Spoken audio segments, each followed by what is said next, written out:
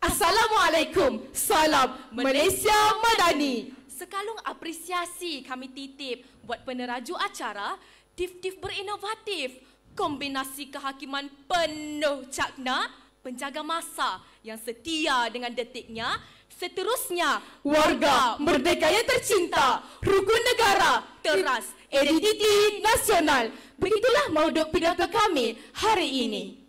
Hadirin, masih ingatkah lagi gema suara ikhlas penuh semangat kita lentari? Usai di usia 7 tahun kita diajari. Padang Perhimpunan Sekolah menjadi saksi. Kita seramai 80 atlet di Malaysia ini berikrar penuh pasti 5 prinsip rukun negara menjadi tonggak bumi pertiwi. Lahirnya pada tanggal 31 Ogos 1970, kini mencecah 54 tahun usianya, terus melestari negara. Kata Tun Abdul Razak, tanpa amalan dan penghayatan, rukun negara hanya sebuah dokumen yang tidak bermakna. Justeru, mari kita telusuri kekuatan rukun negara yang menjadi teras identiti masyarakat negara kita. Hijab pidato ini kami buka dengan cetusan minda, teguhnya agama, harmonilah negara. Hadirin, ayo kita renungi sejenak insiden di negara Sweden dan Belanda tahun lalu. Al-Quran dibakar sekadar membangkit sentimen agama terbit persoalan di minda. Adakah mereka semua lupa? Hikmah diciptakan manusia dari pelbagai rupa adalah untuk hidup bersama, meraihkan perbezaan walau dalam kepelbagaian agama, ras, suku bangsa.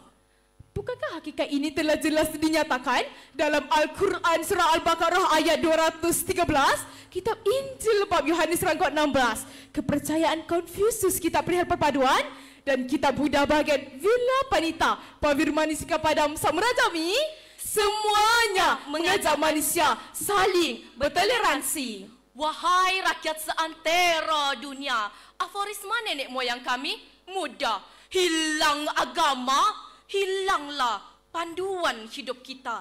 Lantaran itu, negara ini diwujudkan atas kepercayaan yang kukuh kepada Tuhan. Islam dimateri sebagai agama rasmi, agama lain terus sama diraih, bebas diaman secara harmoni. Di musim perayaan kami saling mengunjungi, ketupat rendang, kuih bulan, tose, capati, sama kami jamahi.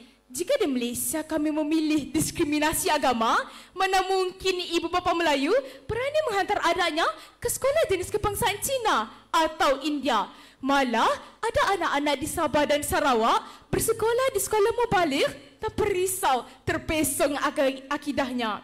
Jika kami leka dengan provokasi agama, mana mungkin masih Kampung Keling, Tokoh Cheng Hunteng dan kuil Sri Payatawi Negara Murti masih kukuh terpelihara sehingga kini. Terletak sebelah menyebelah sahaja di Jalan Harmoni namanya. Di mana lagi jika bukan di negeri Melaka bersejarah ini. Hadirin, kepercayaan kepada Tuhan itu tonggak utama. Maka benarlah teguhnya agama, harmonilah negara. Hadirin, beralih kepada mauduk bicara kedua, kekalnya adat, negara berdaulat.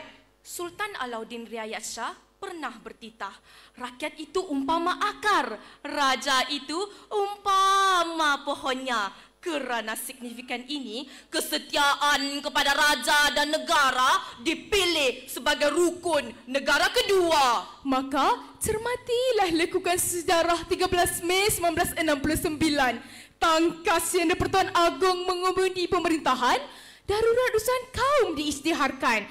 Pertambahan angka korban dapat dikekang.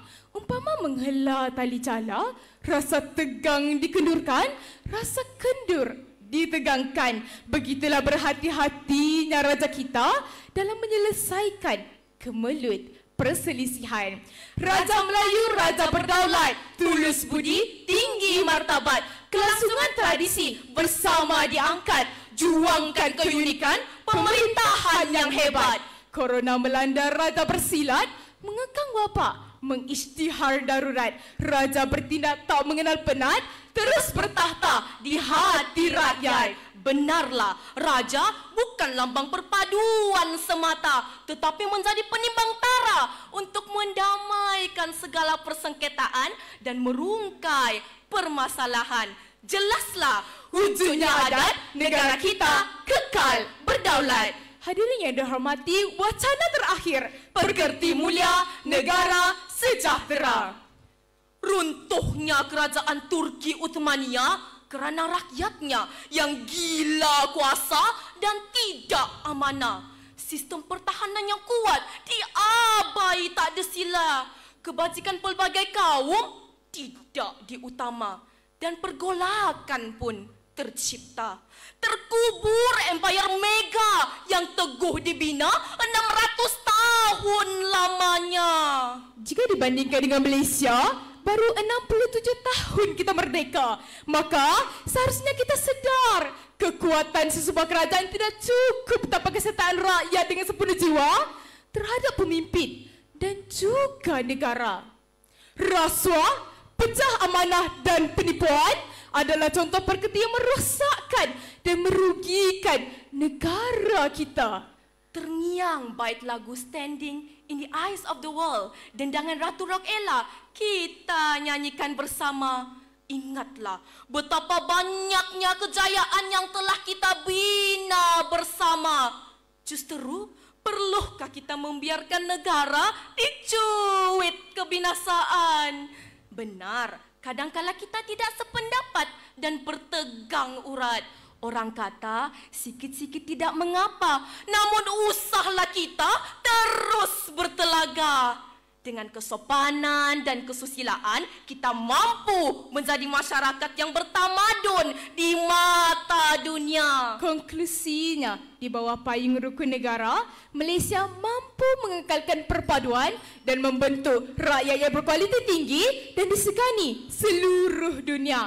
Bulat air kerana pepetung, bulat manusia kerana muafakat. Justru marilah sama-sama kita pahat dalam hati dan kita sama-sama implementasi rukun negara ini. Seia sekata, sehati sejiwa, seiring sejalan segulai dan sejalai, agar ia terus utuh menjadi identiti rakyat Malaysia untuk ratusan tahun lagi. Ingatlah, pepatah Melayu ada mengatakan, ibarat telur sekangkap, pecah sebiji, pecah semua. Tepuk dada tanya minda.